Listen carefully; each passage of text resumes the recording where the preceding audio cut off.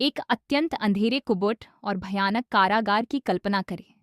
इस कारागार में एक निर्दोष व्यक्ति को पूरे 15 वर्ष तक बंद करके रखा गया है।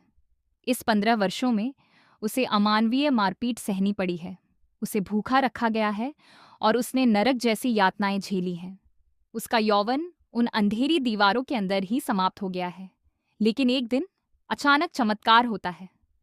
उस कारागार का दरवाजा खुलता है, एक रक्षक अंदर आता है और उस व्यक्ति से कहता है कि अब तुम पूरी तरह स्वतंत्र हो, तुम बाहर जा सकते हो।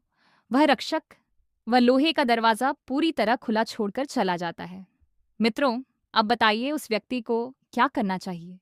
उसे एक ही क्षण में उस कारागार को छोड़कर खुले और सुंदर संसार में दौड़ जाना चाहिए। सही है, लेकिन सत्य अत्यंत चौंकाने वाला होता है। वह खुला दरवाजा देखता है, लेकिन वह बाहर जाने से स्पष्ट मना कर देता है।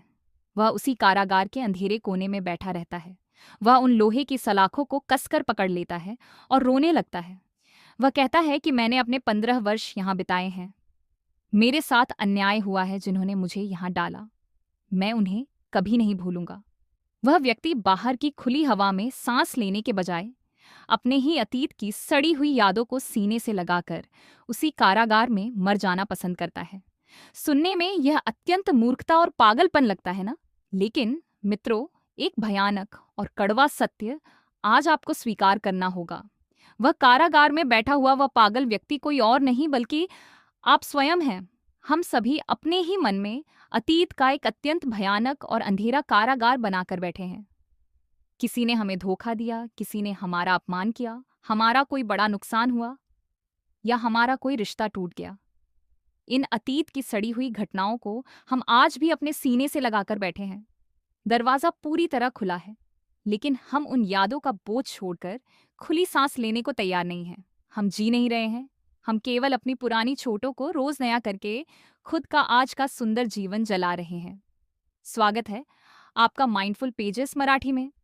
आज हम डेमन जहारियार्ड्स नाम के विश्व प्रसिद्ध लेखक द्वारा लिखी गई जा आर्ट मंत्री अनिशिक कसीव लेटिंग गो, इस अत्यंत क्रांतिकारी और आपके मन के पुराने रोगों को जड़ से समाप्त करने वाली पुस्तक का एक अत्यंत विस्तार से और रोंगटे खड़े कर देने वाला अनुभव करने वाले हैं। यह पुस्तक केवल साधारण मोटिवेशन नहीं है, बल्कि यह एक ऐसा मानसिक विस्फोट है जो आपके मन के अतीत और अहंकार के उस अंधेरे कारागार को एक ही क्षण में तोड़ देगा। मित्रों, लेटिंग गो अर्थात छोड़ देना, यह संसार की सबसे बड़ी और सबसे शक्तिशाली ताकत है। आज का यह सफर आपके मन के सभी विषैले कचरे को हमेशा के लिए समाप्त कर देगा। इसीलिए अत्यंत शांत मन से, पूर्ण ध्यान के साथ और एक भी क्षण छोड़े बिना इस स्वयं को सच में स्वतंत्र बनाने वाले सफर को अंत तक अनुभव करें। इस पुस्तक की शुरुआत एक अत्यंत साधारण लेकिन सीधे आपके मन पर प्रहार करने वाले उदाहरण से होती है। मान लीजिए मैंने आपके हाथ में पानी का एक आधा भरा हुआ गिलास दिया और पूछा कि इस गिलास का वजन कितना होगा। आप कहेंगे लगभग 100 या 200 ग्राम। फिर मैं आपको कहूं कि यह गिलास आपको केवल 1 मिनट अपने हाथ में पकड़कर रखना है, क्या आपको कोई समस्या होगी? आप कहेंगे बिल्कुल नहीं, 1 मिनट में कुछ नहीं होगा। लेकिन यदि मैं कहूं कि यही गिलास आपको लगातार 2 घंटे तक ऐसे ही पकड़कर रखना है, तो क्या होगा? आपके हाथ में तेज दर्द शुरू हो जाएगा, आपके मांसपेशियां अकड़ जाएंगी। और यदि मैं कहूं कि यही गिलास आपको लगातार 24 घंटे तक बिना नीचे रखे पकड़कर रखना है, तो आपका हाथ पूरी तरह सुन्न हो जाएगा, आपको भयानक दर्द होगा और आपको अस्पताल जाना पड़ेगा। अब यहाँ एक महत्वपूर्ण बात समझिए, उस गिलास का वजन 1 ग्राम भी नहीं बढ़ा था।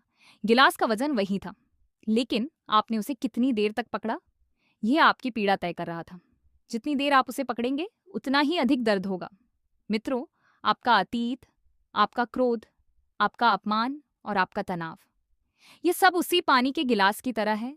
यदि आप किसी घटना के बारे में केवल 1 मिनट सोचते हैं तो कोई फर्क नहीं पड़ता। यदि आप 2 घंटे सोचते हैं तो मानसिक पीड़ा शुरू होती है, और यदि आप वर्षों तक उसे पकड़कर रखते हैं तो आप अंदर से टूट जाते हैं, आपको अवसाद होता है और आप जीते जी मर जाते हैं। उस घटना का वजन नहीं बढ़ता, लेकिन आप उसे कितने समय तक पकड़े रखते हैं, यही आपको नष्ट करता है। दर्द से मुक्त होने का एकमात्र तरीका है उस गिलास को अभी इसी क्षण नीचे रख देना। यही है लेटिंग गो। लेकिन हम ऐसा क्यों नहीं करते? इसके पीछे मानव मन का एक गहरा कारण है, वह है अहंकार। और स्वयं को पीड़ित समझना। हमें लगता है कि हम दुख से बाहर आना चाहते हैं, लेकिन अंदर ही अंदर हमें उसी दुख की आदत पड़ चुकी होती है। अहंकार हमेशा खुद को सही साबित करना चाहता है। जब कोई हमें धोखा देता है तो हमारा अहंकार बार बार कहता है कि मेरे साथ कितना गलत हुआ, मैं कितना अच्छा था, फिर भी मेरे साथ ऐसा क्यों हुआ। जब हम दूसरों के सामने दुखी होते हैं तो हमें सहानुभूति मिलती है, और ये सहानुभूति हमें अच्छी लगती है। हम अपनी पहचान ही दुख से जोड़ लेते हैं। जब तक आप खुद को पीड़ित मानते रहेंगे, तब तक कोई भी आपको उस स्थिति से बाहर नहीं निकाल सकता। स्वयं को बेचार समझना सबसे बड़ी मानसिक कमजोरी है। इसीलिए आज ही इस अहंकार को खत्म करें और खुद से कहें कि मैं अपने जीवन का निर्माता हूं। जो हुआ वह हो चुका है, अब मैं अतीत को छोड़ दूंगा।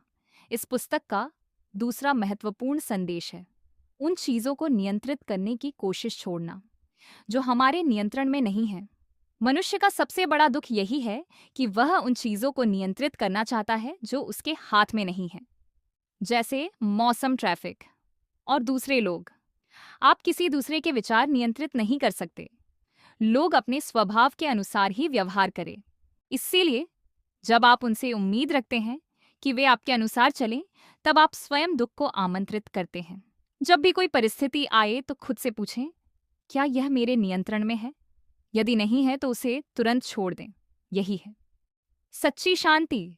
अब बात करते हैं रिश्तों की। बहुत लोग गलत और दर्द भरे रिश्तों में फंसे रहते हैं क्योंकि उन्होंने उसमें समय लगाया होता है। वे सोचते हैं कि इतने वर्ष थे, अब कैसे छोड़ें। लेकिन यह सोच गलत है। जो समय बीत गया वह वापस नहीं आएगा, लेकिन उसी के कारण आप अपना भविष्य खराब कर देते हैं। यदि आप गलत दिशा में जा रहे हैं तो तुरंत रुक जाएं, यही बुद्धिमानी है। अब सबसे महत्वपूर्ण बात है क्षमा करना। जब कोई हमें धोखा देता है तो हम उसे कभी माफ न करने का निर्णय लेते हैं, लेकिन इससे नुकसान केवल हमारा होता है। बुद्ध ने कहा था, क्रोध को पकड़े रखना जलते हुए कोयले को पकड़ने जैसा है। सबसे पहले आप ही जलते हैं। क्षमा करने का अर्थ है यह नहीं कि सामने वाला सही था।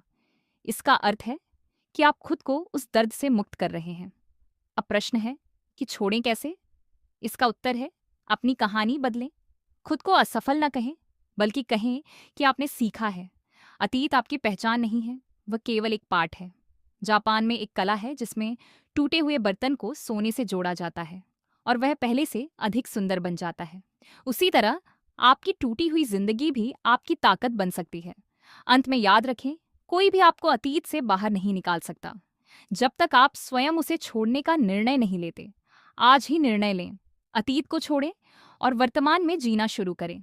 आपका जन्म दुख में जीने के लिए नहीं हुआ है, आपका जन्म स्वतंत्र होने के लिए हुआ है।